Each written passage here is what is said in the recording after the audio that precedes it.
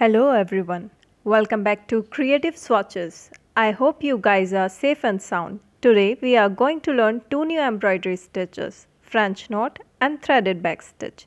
So get ready with your hoops.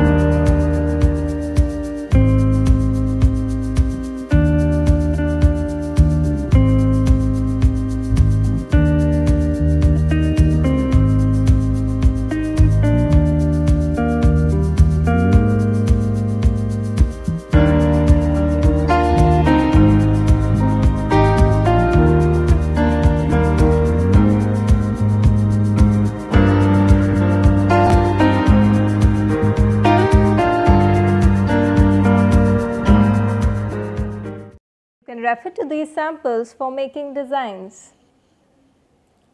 French knot stitch,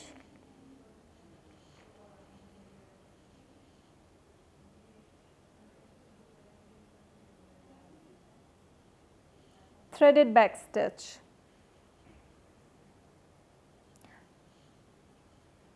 and for more reference designs you can get connected with me on my Instagram. All products used in this video are also available online. Links are provided in the description box.